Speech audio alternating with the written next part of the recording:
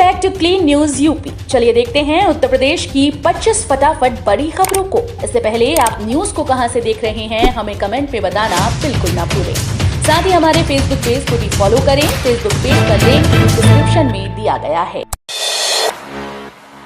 UP संयुक्त कनिष्ठ सहायक भर्ती मुख्य परीक्षा के आवेदन 21 से शुरू होंगे। उत्तर प्रदेश अधीनस्थ सेवा चयन आयोग द्वारा संयुक्त कनिष्ठ सहायक मुख्य 2022 परीक्षा के लिए ऑनलाइन आवेदन प्रक्रिया 21 नवंबर से शुरू होगी। वे सभी उम्मीदवार जो कनिष्ठ सहायक मुख्य परीक्षा के लिए आवेदन करने के इच्छुक हैं, वे इसके लिए upssc.gov.in पर जाकर मुख्य परीक्षा में पंजीकरण करा सकते हैं। शेड्यूल के अनुसार उम्मीदवारों के लिए आवेदन पत्र जमा करने की अंतिम तिथि 14 दिसंबर 2022 है। कैंपस में काम कर पैसे भी कमा सकेंगे मेडिकल छात्र। केजीएमयू के छात्र पढ़ाई के साथ ही कैंपस में पार्ट टाइम जॉब कर पैसे भी कमा सकेंगे। इसके लिए केजीएमयू प्रशासन ने नई योजना तैयार की है। इसी सत्र से यह योजना लागू होने जा रही है। विद्यार्थियों को इसके लिए आवेदन करना होगा। केजीएमयू कुलपति ले जनरल डॉ बिपिन ने बताया कि उनके यहाँ हर आय वर्ग के विद्यार्थी पढ़ाई करने आते हैं। सरकारी संस्थान होने की वजह से यहाँ की फीस बेहद कम है। इसके बावजूद कई विद्यार्थियों के लिए यहाँ के खर्च निकालना मुश्किल होता है। ऐसे विद्यार्थियों की मदद के लिए पार्ट टाइम जॉब की योजना तैयार की गई। अच्छा क्रेडिट नहीं तो प्राइवेट स्कूल में नहीं पढ़ा सकेंगे शिक्षक। केंद्रीय माध्यमिक शिक्षा बोर्ड की ओर से संचालित विद्यालयों में पढ़ाने वाले शिक्षकों का अब नई शिक्षा नीति के तहत क्रेडिट बैंक बनेगा। उन्हें बोर्ड की ओर से दिए जा रहे प्रशिक्षण के आधार पर नंबर मिलेंगे। आगे चलकर बेहतर क्रेडिट वाले शिक्षक ही सीबीएसई से संचालित स्कूल्स में अध्यापन कार्य करा सकेंगे। इस पहल से गोरखपुर संत कबीर नगर के 141 विद्यालयों में पढ़ाने वाले 4000 शिक्षकों को जोड़ने की कवायद शुरू हो गई है। 100 से अधिक विद्यालयों के शिक्षक प्रशिक्षण ले रहे हैं। नवंबर में आज जेनित कॉन्वेंट स्कूल 26 को, नवस नेशनल एकेडमी राप्ती नगर और 27 को सरोवर पाटिको में प्रशिक्षण शिविर का आयोजन होगा। फोटोयुक्त मतदाता सूची पुनरीक्षण अभियान 20 नवंबर से बीएलओ के लिए निर्देश जारी। विधानसभा की फोटोयुक्त मतदाता सूची पुनरीक्षण का विशेष अभियान 20 नवंबर से चलाया जाएगा। इस दौरान सभी बीएलओ अपने बूथ्स पर सुबह 10 बजे से शाम 4 बजे तक मौजूद रहकर मतदाता सूची से संबंधित आपत्ति लेंगे। रजिस्ट्रीकरण अधिकारियों और पर्यवेक्षकीय अधिकारियों की ओर से बूथ्स का भ्रमण किया जाएगा। अनुपस्थित पाए गए बीएलओ के खिलाफ विधिक कार्यवाही की जाएगी। उन्होंने बताया कि जो लोग 1 जनवरी 2022 को 18 वर्ष के हो गए हैं और उनका नाम सूची में दर्ज नहीं हो पाया है, वो लोग बूथ्स पर जाकर फॉर्म 6 भर सकते हैं। एनएचएआई अगली माह शुरू करेगा 10,500 करोड़ की परियोजनाएं। एनएचएआई अगली माह से यूपी में 10,492 करोड़ रुपए की परियोजनाओं पर काम शुरू करेगा। इन परियोजनाओं के लिए कॉन्ट्रैक्टर तय कर दिए गए हैं, सिर्फ कार्य प्रारंभ तिथि देना बाकी है। इन परियोजनाओं में लखनऊ कानपुर एक्सप्रेसवे का पैकेज 1 भी शामिल है। लखनऊ कानपुर एक्सप्रेसवे पैकेज 1 का काम दिसंबर मध्य तक शुरू हो जाएगा। इस पैकेज की कुल लंबाई 17.52 किलोमीटर और लागत 1,935.64 करोड़ रुपए है। हरदोई में 1223.382 करोड़ रुपए की लागत से बाईपास से जिले के अंत तक 4 लेन सड़क बनेगी। दूर होगी बिलिंग की समस्या। 4G में अपग्रेड होंगे बिजली के प्रीपेड मीटर।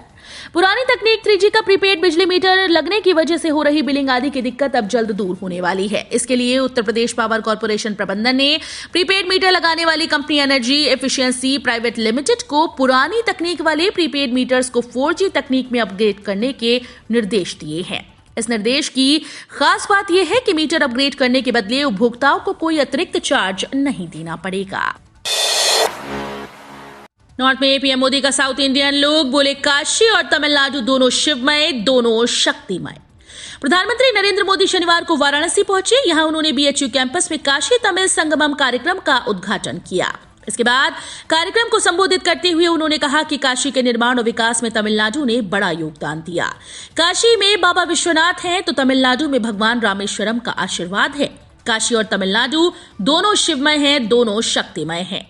एक स्वयं में काशी है तो तमिलनाडु में दक्षिण काशी है। काशी कांची के रूप में दोनों के सप्तपुरियों में अपनी महत्ता है।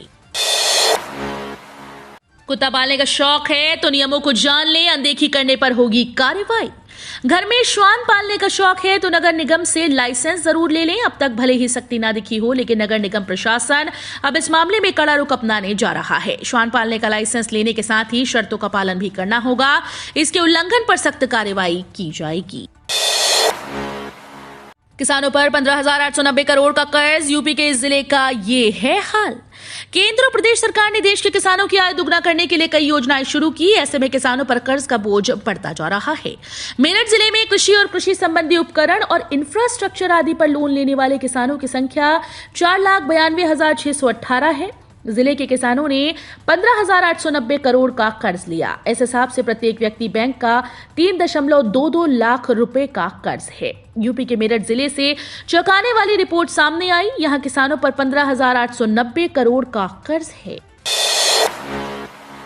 एर्नाकुलम तक ही जाएगी गोरखपुर कोचुवेली एक्सप्रेस। रेलवे प्रशासन ने कोचुवेली यार्ड के रिमॉडलिंग कार्य के चलते 12 दिसंबर तक यातायात ब्लॉक किया है। इसके चलते ट्रेन का आंशिक निरस्तीकरण किया गया है और कुछ ट्रेन नियंत्रित करके चलाई जाएंगी।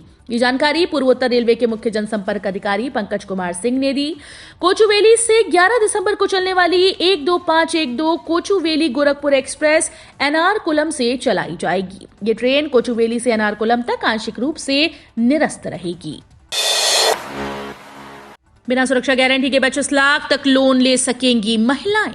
देश भर की महिलाओं को आत्मनिर्भर और सशक्त बनाने के लिए स्त्री शक्ति पैकेज योजना की शुरुआत की गई, ताकि महिलाएं अपने बलबूते पर अपना कारोबार शुरू कर सकें और आगे बढ़ सकें। इसके लिए केंद्र सरकार और भारतीय स्टेट बैंक की स्त्री शक्ति पैकेज योजना में महिलाएं अधिकतम 25 लाख रुपए तक के लोन के लिए आवेदन कर सकती हैं। इसमें बैंक के द्वारा मापदंड निर्धारित किए गए। जो महिला लोन ले रही है उसका उस व्यवसाय में स्वामित्व कम से कम 50% होना आवश्यक है। वरिष्ठ नागरिकों की लगी लॉटरी, ये बैंक 9% तक की ब्याज दर से देगा return. Unity small finance bank ने फिक्स डिपॉजिट योजनाओं की ब्याज दरों में बढ़ोतरी की। वरिष्ठ नागरिक अब क्रमशः 181 दिनों और 501 दिनों की अवधि के लिए निवेश की गई एफडी पर 9% तक की ब्याज दर का लाभ उठा सकते हैं। एफडी पर समान अवधि के लिए सामान्य ब्याज दर 8.50% है। 7 से 14 दिनों और 15 से 45 दिनों के कार्यकाल के लिए बैंक सामान्य और वरिष्ठ नागरिकों दोनों श्रेणियों के लिए फिक्स डिपॉजिट पर 4.50% और 4.75% ब्याज दर प्रदान करता है। यूपी बीजेपी अध्यक्ष के बाद अब राज्यपाल से अपर्णा यादव ने की मुलाकात। सियासी अटकलों का दौर शुरू। उत्तर प्रदेश में मैनपुरी के साथ ही रामपुर और खतौली में भी उपचुनाव हो रहा है, लेकिन सबसे ज्यादा राजनीतिक हलचल मैनपुरी उपचुनाव की वजह से हो रही है। उपचुनाव के ऐलान के बाद पहले बीजेपी नेता और मुलायम सिंह यादव की छोटी बहू अपर्णा यादव ने यूपी बीजेपी के अध्यक्ष भूपेंद्र सिंह चौधरी से मुलाकात की थी।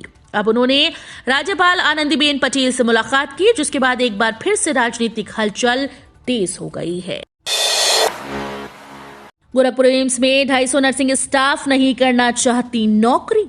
अखिल भारतीय आयुर्विज्ञान संस्थान में और 250 नर्सिंग स्टाफ नौकरी नहीं करना चाहती। सभी ने गृह जनपद जाने के लिए एम्स प्रशासन से अनापत्ति प्रमाण पत्र मांग रहे हैं। दरअसल एम्स में 2 चरणों में नर्सेस की भर्ती हुई। पहले चरण में 76 नर्स स्थायी तौर पर तैनात हुई, जबकि दूसरे चरण में 280 नर्सेस का चयन हुआ। ये चयन एम्स दिल्ली ने किया है। इसके लिए एम्स दिल्ली ने देश के सभी एम्स में सृजित नर्सेस के पद और मांग के सापेक्ष आवेदन निकाला। 2 वादों की 2 दिसंबर को होगी सुनवाई। ज्ञानवापी की बैरिकेडिंग हटाने की मांग। ज्ञानवापी से जुड़े लंबित 2 अन्य प्रार्थना पत्रों पर शनिवार को सिविल जज महेंद्र कुमार पांडे की अदालत में सुनवाई हुई। कोर्ट ने अगली सुनवाई के लिए 2 दिसंबर की तिथि नियत की। ज्योतिर्लिंग आदि विश्वेश्वर विराजमान की तरफ से बड़ी पियरी निवासी अधिवक्ता अनुष्का तिवारी व इंदु तिवारी ने ज्ञानवापी स्थित आराजी पर भगवान का मालिकाना हक घोषित करने, केंद्र व राज्य सरकार से भव्य मंदिर निर्माण में सहयोग और 1993 में ज्ञानवापी की बैरिकेडिंग हटाने की मांग की है। सरकारी अस्पतालों में चिकित्सा सुविधाओं से हाईकोर्ट संतुष्ट नहीं।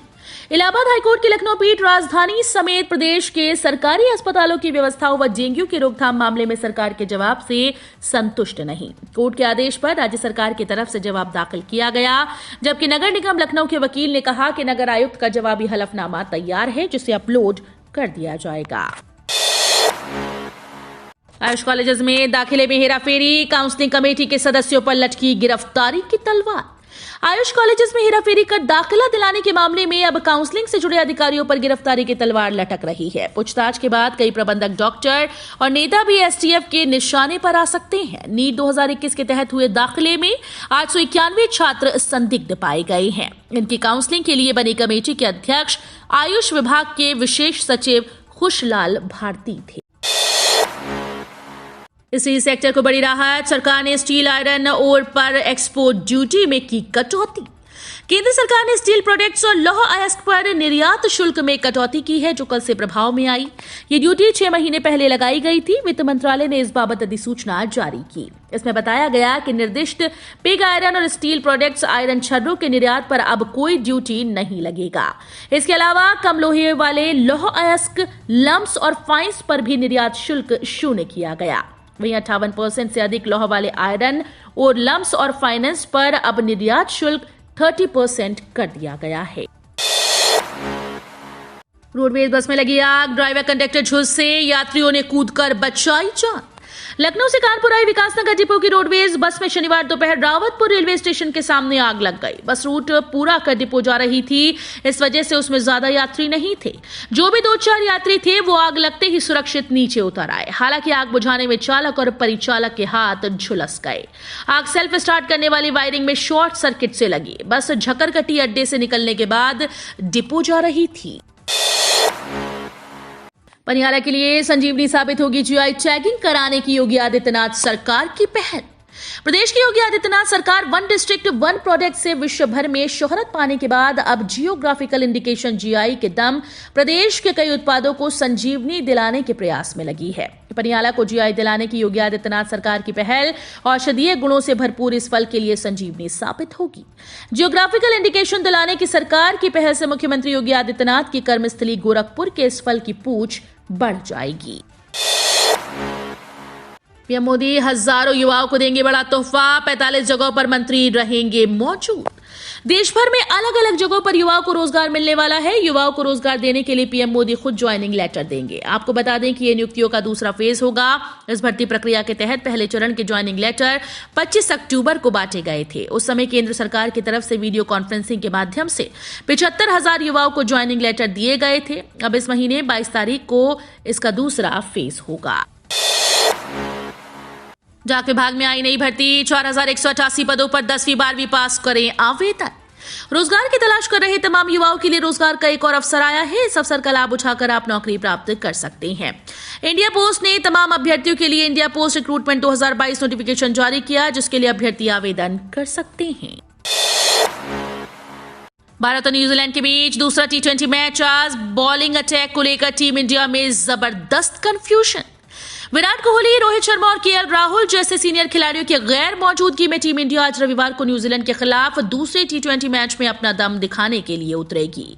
न्यूजीलैंड के खिलाफ खेले जाने वाले इस मैच में कप्तान हार्दिक पांड्या की निगाहें गेम टाइम हासिल करने पर होंगी, लेकिन भुवनेश्वर कुमार के सामने भी T20 क्रिकेट में बने रहने की कठिन चुनौती होगी। बताते चले कि वेलिंगटन में खेले जाने वाला सीरीज पहला मैच बारिश की वजह से रद्द हो गया था। सर्द हवाओं ने बढ़ाई ठंड, कई जगहों पर रहेगा घना कोहरा।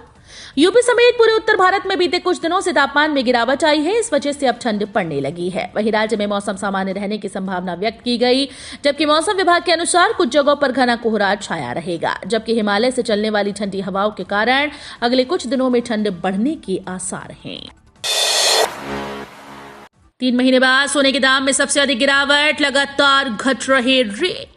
सोने के भाव में पिछले कुछ दिनों से लगातार कमजोरी देखी जा रही है। अगर साप्ताहिक आधार पर देखा जाए तो घरेलू बाजारों में सोने की कीमतों में लगातार तीसरे हफ्ते बढ़त दर्ज की गई। 3 महीने के उच्च स्तर का पहुंचने के बाद सोना अपनी ताकत बरकरार नहीं रख सका और अंतर्राष्ट्रीय बाजारों में लगभग 1.30% की गिरावट के साथ सप्ताह का समापन किया। तो ये थी आज की 25 फटाफट बड़ी खबरें। अगर आपको न्यूज पसंद आई हो तो वीडियो को लाइक और शेयर जरूर करें। धन्यवाद।